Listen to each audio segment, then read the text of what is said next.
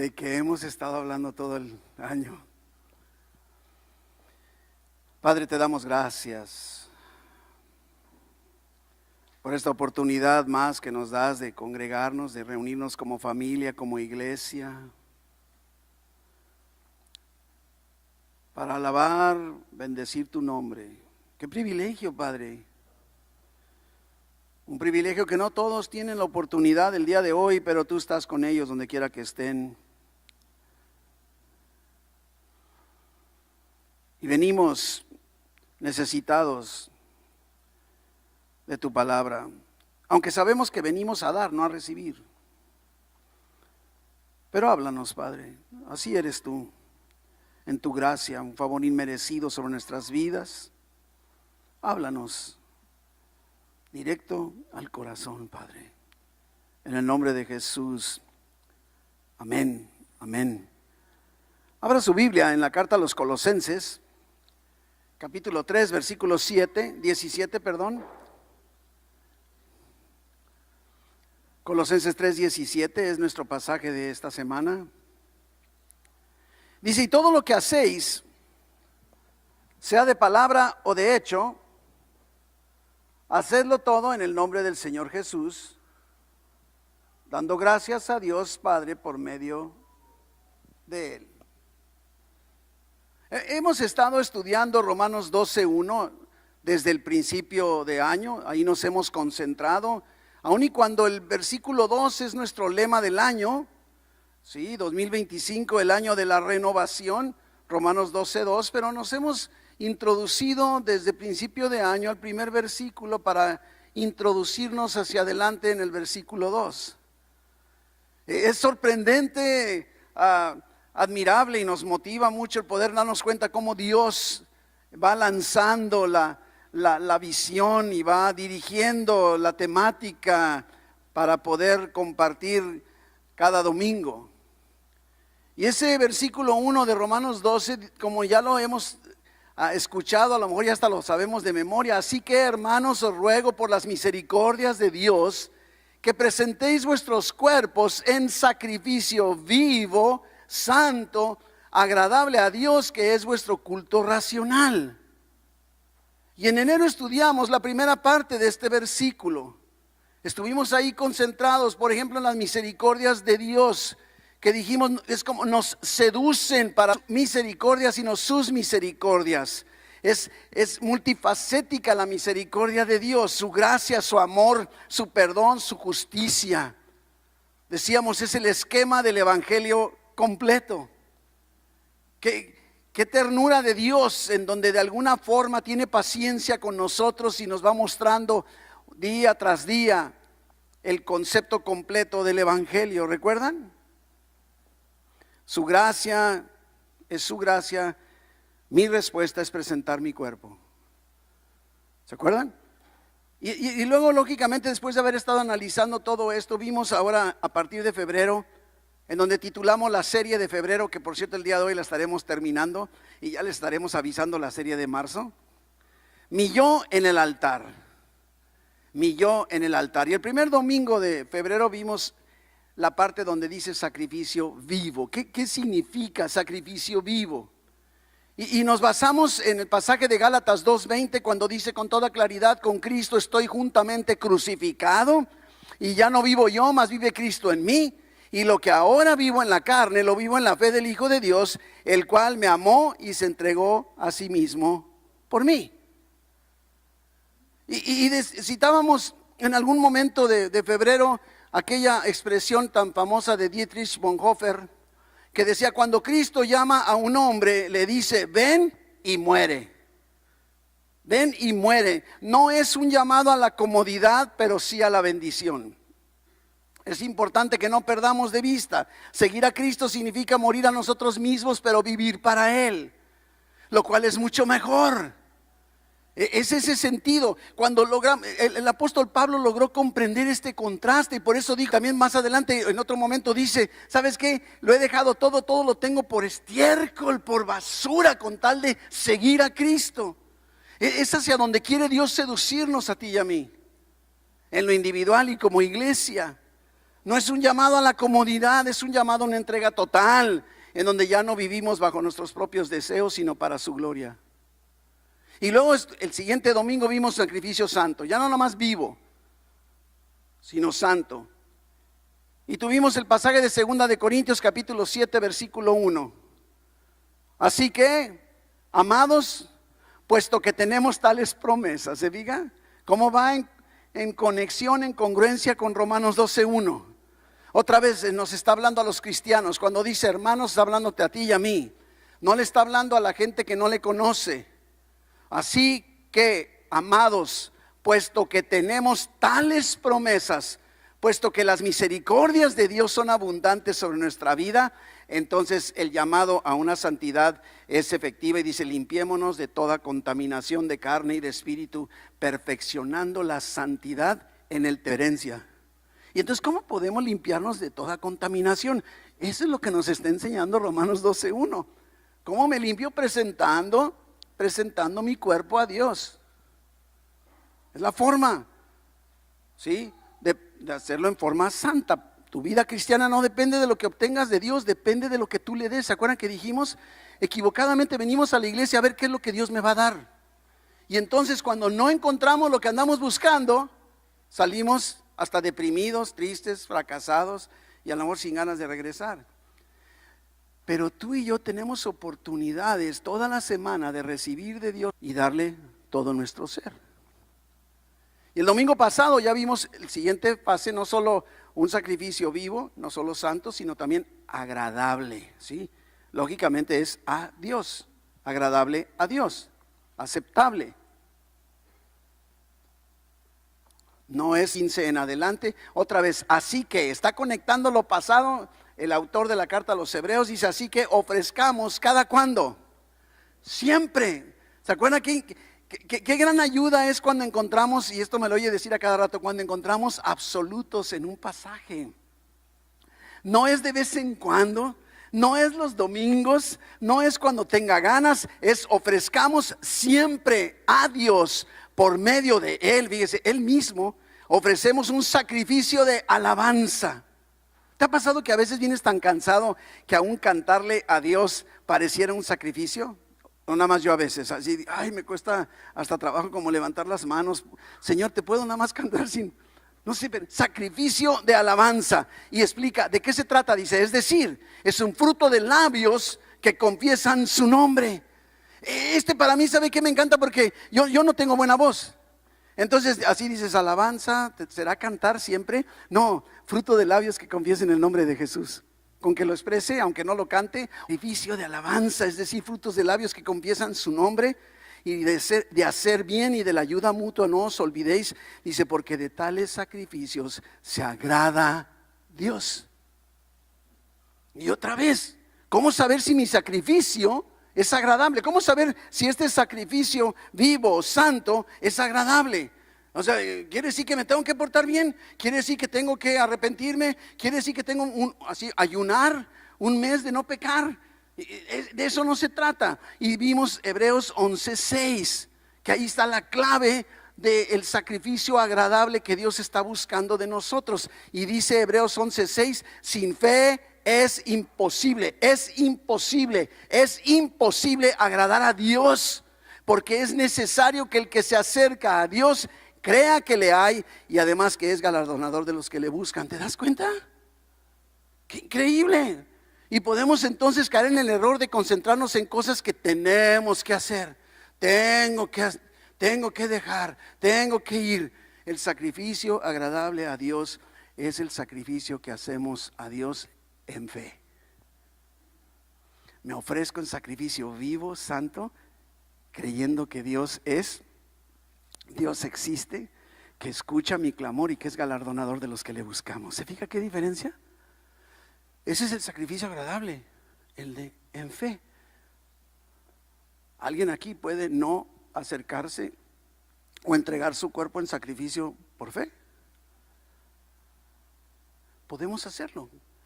Ofrecer todo nuestro cuerpo como sacrificio vivo y santo, que por cierto es el sacrificio que Dios considera aceptable, que le agrada y es el que es por fe. Pero nos hace falta un elemento más en nuestro versículo 1 para cerrar Romanos 12:1 en febrero, ¿sí?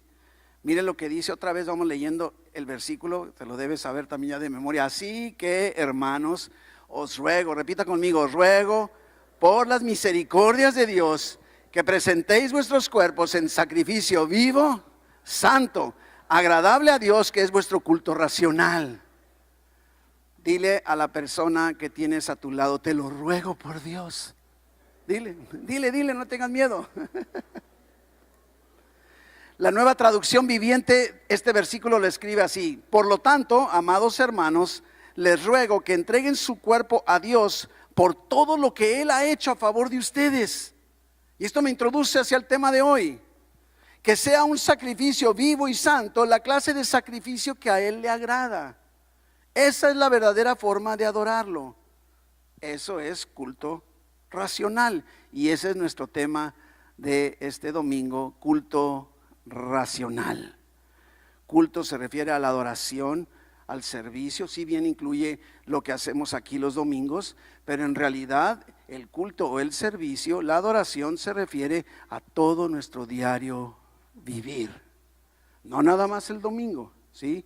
Entonces, esa palabra racional, en el original del griego es una palabra que nos va a sonar lógica, ¿no? Porque racional es una palabra en griego lógicos. Está diciendo que es lo lógico que deberías hacer. Os ruego por las misericordias de Dios que presentéis vuestros cuerpos en sacrificio santo, ¿sí? Vivo, santo, agradable a Dios, porque es lo lógico después de todo lo que Dios ha hecho por ti. ¿Se fija? Es lo que quiere decir realmente. Ahora, tenemos que tomar más, ¿sí? Lógico, racional, razonable, apropiado. Se refiere entonces a una adoración que refleje una comprensión precisa del verdadero evangelio. Y por eso estamos buscando en todo momento transmitir, enseñar y vivir el evangelio de Jesucristo, que provoque una respuesta bien pensada, una respuesta lógica. ¿Cómo no voy a hacerlo después de lo que Dios ha hecho por mí? De eso se trata, a eso se refiere. Es el fundamento sobre el cual se basa en esas misericordias. Indica una adoración que surge del corazón y de la mente, en contraste lógicamente con los sacrificios del Antiguo Testamento, totalmente diferente. Esta palabra lógico, aunque lógico suena lógico, también puede significar verdadero. Es vuestro verdadero culto, vuestra verdadera adoración, vuestro verdadero servicio. Así que nuestro culto racional, razonable, apropiado, espiritual, verdadero, independientemente de cómo lo interpretemos, Dios desea adoradores que le ofrezcan una devoción auténtica, sincera y radicalmente vivida, basada en un sólido fundamento de la verdad bíblica del evangelio. Eso es culto racional. Pablo quiere que comprendamos con toda claridad que la adoración del Nuevo Testamento ya no es un sistema de ofrendas y sacrificios ceremoniales. Eso quedó en el pasado antes de Jesucristo. En la actualidad nuestros actos de adoración fluyen desde el interior de nosotros mismos. Vienen de adentro para afuera. No es lo que lleves hacia afuera, viene de adentro para afuera. Nuestro culto racional es lógico porque capta la verdad de lo que Cristo ha hecho por nosotros y luego responde a ese conocimiento con una devoción agradecida y de todo corazón. ¿Cómo no voy a hacerlo? De eso se trata, a eso se refiere culto racional. Dice Hebreos 12:28, así que recibiendo nosotros un reino inconmovible, tengamos gratitud y mediante ella sirvamos a Dios, agradándole con temor y reverencia. Culto racional. Ayer en el Evangelio de Juan, en el capítulo 4, encontramos una conversación bien interesante que nuestro Señor Jesucristo tuvo con una mujer samaritana. Yo no sé qué tanto sepas de los samaritanos, pero resulta que en el Antiguo Testamento lo que sucedió con los samaritanos es que de alguna forma hubo una división del reino. No hay tiempo, si usted quiere conocer los detalles de esto, métase a Instituto Bíblico para que aprenda. Pero al final de cuentas lo que sucedió es que el reino de Israel, el reino del pueblo de Dios, se dividió en dos: el reino del norte y el reino del sur. Y en el reino del norte, lógicamente, fue llevado a cautividad antes que el reino del sur. Y entonces los conquistadores del reino del norte, al darse cuenta que la población o que el territorio estaba vacío, mandaron personas de todas partes que no eran israelitas, y eso provocó entonces que empezaran a imitar la religión del mensaje de Dios, de los israelitas.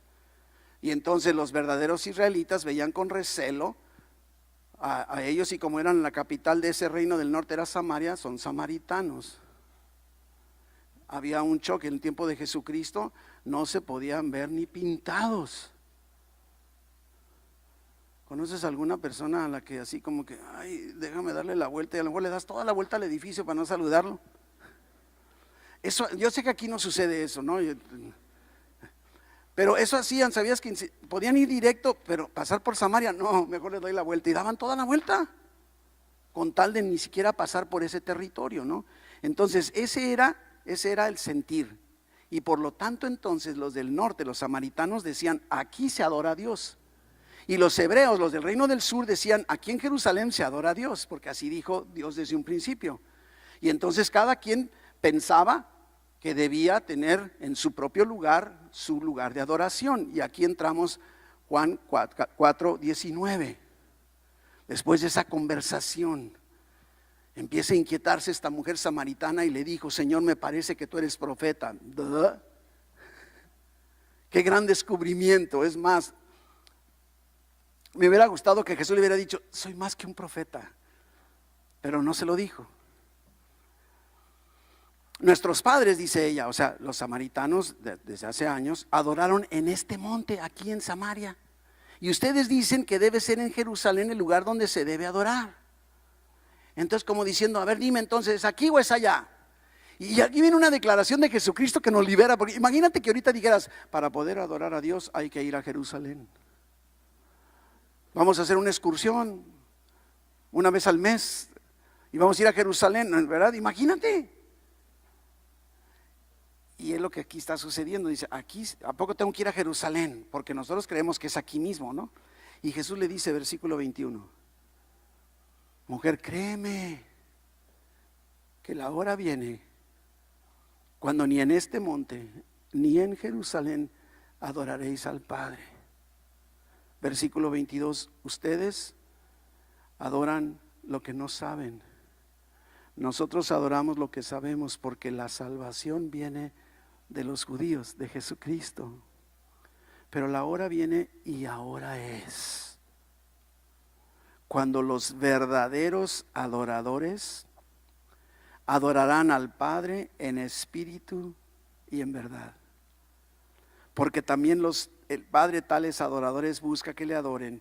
Dios es espíritu, y los que le adoran en espíritu y en verdad es necesario que le adoren. Ya no tienes que ir a Jerusalén. Es más, ni siquiera tienes esa fuerza que venir a la iglesia. No me escuches eso, por favor, edítenlo el video, ¿verdad? Para decir: el pastor dijo que no tienen que ir a la iglesia. Bueno, no tienes que venir a la iglesia para adorar nada más ahí a Dios. Puedes adorarlo en tu carro. Porque en aquellos tiempos no tenían la libertad de adorar en cualquier parte. Yo quiero que veas, si no forman parte de esas misericordias de Dios. Ahora, ellos tenían a fuerza que ir al tabernáculo en el templo de Jerusalén para poder adorar a Dios. Y tú y yo podemos hacerlo en espíritu y en verdad, en todo momento, en cualquier lugar, en cualquier ocasión. No importa lo que esté sucediendo, podemos adorar al Padre en espíritu y en verdad. Esto es lo que está diciendo Jesucristo. No necesitamos tabernáculo. Puedes adorar a Dios. No solo eso, la adoración era obligada. Obligada, no tenían opción ellos. Te imaginas que te dijera: es obligatorio presentarte el próximo domingo a las 12 en punto, y no llegues tarde porque si no te sacamos a la banqueta. Soy seducido a venir. Soy seducido a adorar. Viniste el día de hoy aquí ¿Obligado por alguien? No, levante la mano, por favor. Mi esposa me trajo y sí. O mi papá que quiere que a fuerza esté viniendo.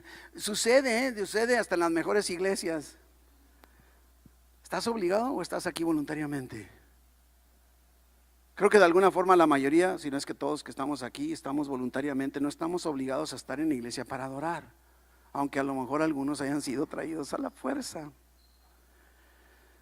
Pero en el Antiguo Testamento el culto era un acto obligatorio, no había opción, no había otra manera.